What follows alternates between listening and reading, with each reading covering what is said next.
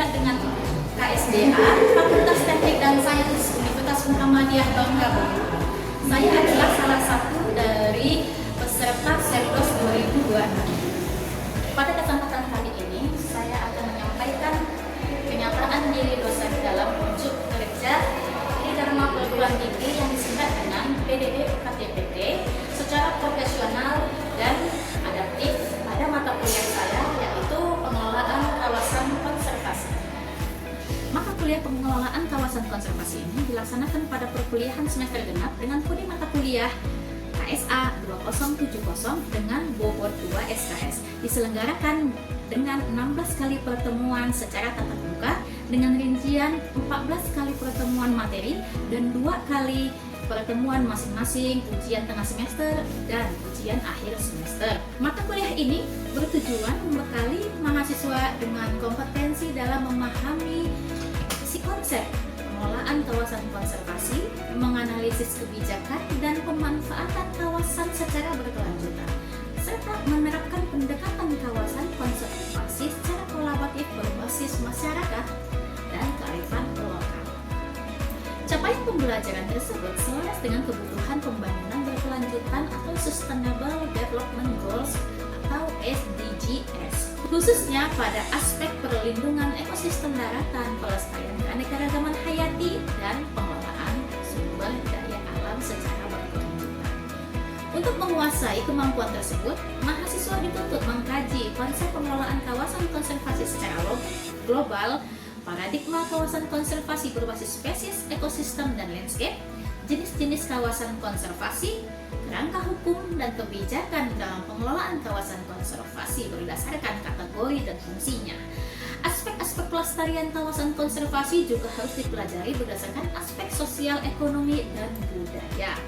Permasalahan pengelolaan kawasan konservasi merupakan strategi perlindungan dan pengamanan kawasan konservasi, partisipasi masyarakat dalam pengelolaan kawasan konservasi, strategi konservasi kolaboratif, dan penguasaan kawasan konservasi, serta penetapan kawasan konservasi atau penetapan kawasan hutan, pengalihan fungsi kawasan, potensi dan pemanfaatan dalam pengelolaan kawasan konservasi.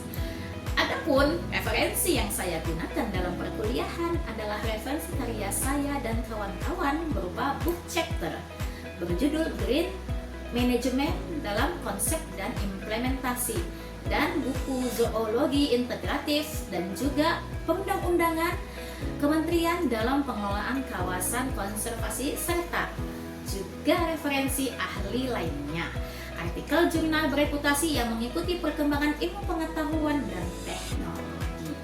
Capaian pembelajaran lulusan, mahasiswa mampu menjelaskan, menerapkan, dan menganalisis konsep prinsip, etika, dan kebijakan konservasi sumber daya alam dan lingkungan, pengambilan keputusan dan pemecahan permasalahan konservasi secara ilmiah, bertanggung jawab, dan berkelanjutan. Kerangka pelaksanaan pembelajaran mata kuliah ini dilakukan dengan pendekatan pembelajaran yaitu DIA atau Delivery Interaction Assessment. Untuk delivery, materi disampaikan menggunakan media pembelajaran bentuk PowerPoint, gambar, dan video pendek, serta quiz pada materi yang secara konseptual dan visual. Begitu juga dengan materi dan LPS dapat diunduh langsung oleh mahasiswa di sistem e-learning Fakultas Teknik dan Sains, serta presentasi interaktif dilakukan dengan tatap muka untuk mendukung pemahaman mahasiswa. Untuk interaction, saya implementasikan interaksi aktif antara dosen dan mahasiswa berupa diskusi, tanya jawab, kolaborasi, dan refleksi bersama saat perkuliahan berlangsung. Interaksi ini memungkinkan mahasiswa mampu mengembangkan solusi konservatif dan inovatif yang berkelanjutan.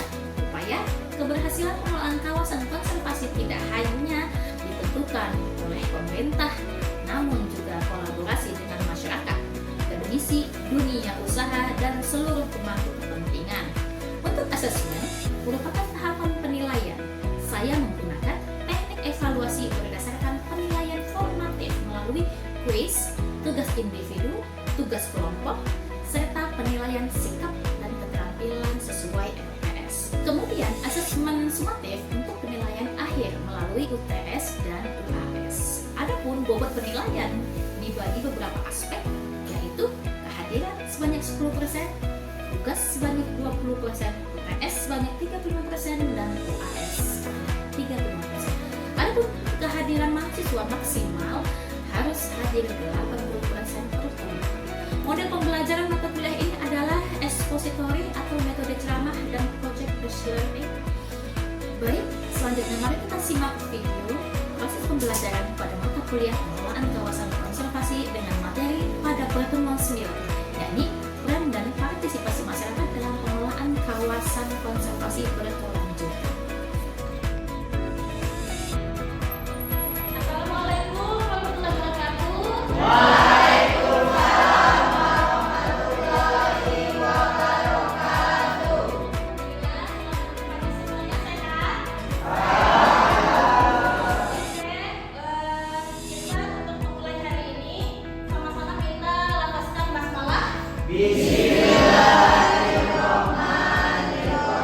Baik Ibu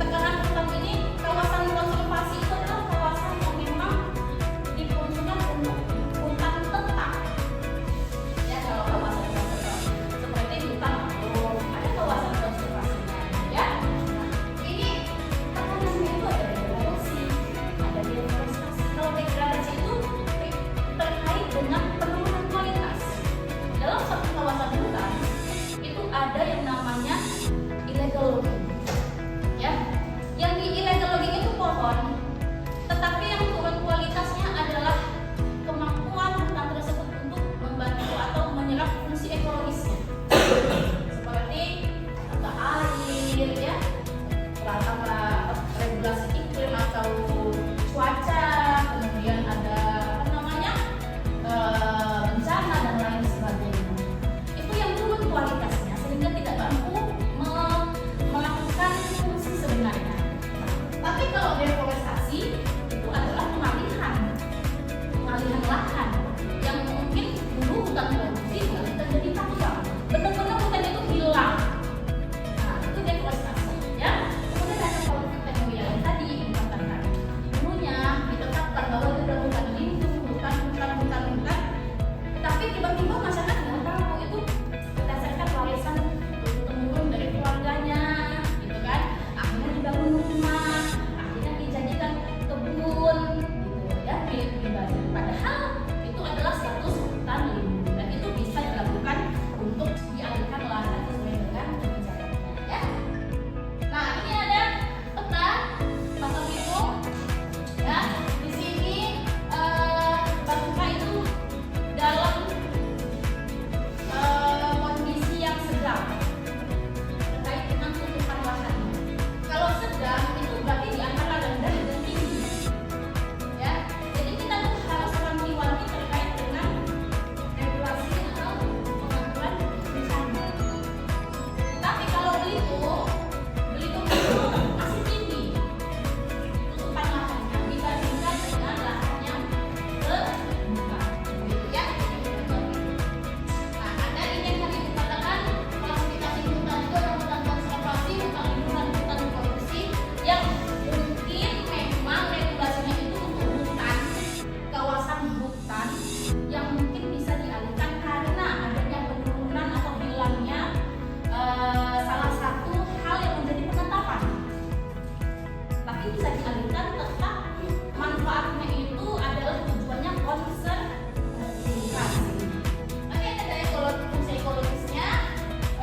Ini ada peran utama ekologisnya ya. Ada iklim, tatanan air, hidrologi, perlindungan tanah dan vegetasi. Ini semua yang harus kita jadikan prioritas dalam fungsi ekologis kawasan hutan menjadi dasar dalam penetapan. Jadi kalau misalnya hutan konservasi fokusnya perlindungan lahan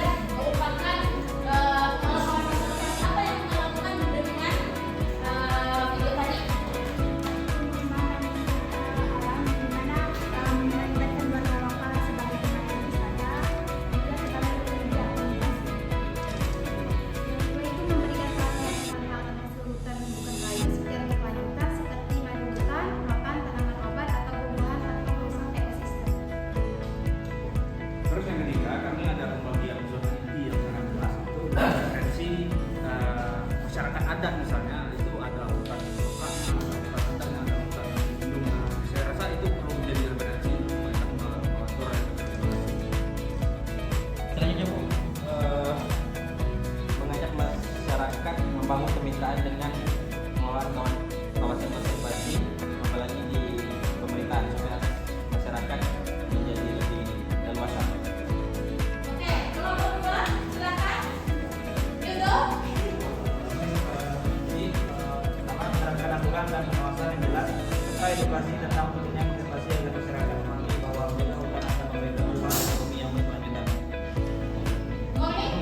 Memberikan pelatihan dan pendampingan kepada masyarakat mengenai budidaya ramah lingkungan, pengelolaan masalah menjadi produk bernilai jual serta pemasaran produk agar pendapat meningkat. Oke, kemudian yang ke kelompok 3. Siapa? Wanda? Oh, Ugi. Nah, jika saya menjadi pengelola kawasan konservasi, saya akan melibatkan masyarakat dalam pengelolaan kawasan melalui program ekowisata, pemanfaatan hasil, hutan bukan kayu, dan pengembangan usaha yang ramah lingkungan. Oke, Jack dari Aman, Wanda, Rosa, silakan strategi apa jika kamu adalah pengelola kawasan konservasi biar tetap menghasilkan ekonomi dengan kawasan hutan yang sudah hancur lebur begitu? Apa yang harus kamu lakukan? Oke, jadi silakan si apa? Eka. Saya menjadi pengelola kawasan konservasi akan memanfaatkan hasil hutan kayu. Masyarakat dapat memanfaatkan mangrove hutan, rotan, bambu, buah-buahan atau tanaman obat tanpa menebang pohon sehingga hutan tetap lestari.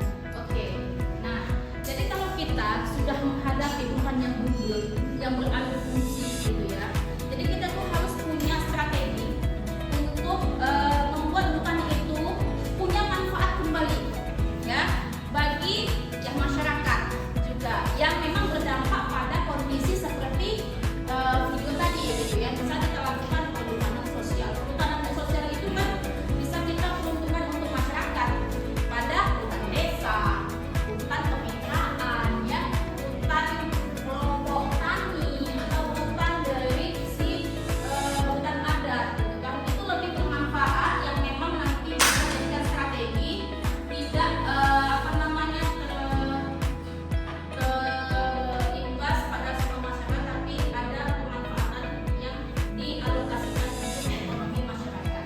Oke? Terima kasih atas jawabannya, apa keaktifannya ya. Kemudian kita lihat ini ada rekomendasi penyelesaian konflik jika ada menjadi pengelolaan kawasan hutan yang memang mungkin sudah rusak ya. Ini strateginya. Ini ada tugas ya, tugas untuk minggu berikutnya. Berikutnya ada kawasan pelestarian. Ini salah satu kawasan ini. Kemudian di dalam komponen tersebut itu ada definisi fungsi prinsip penggunaan pengelolaan tanaman dan kebijakan berdasarkan fungsinya. Oke? Semua paham?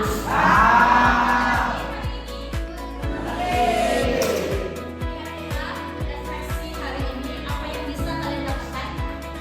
Bahwa Bahwa pentingnya menjaga kawasan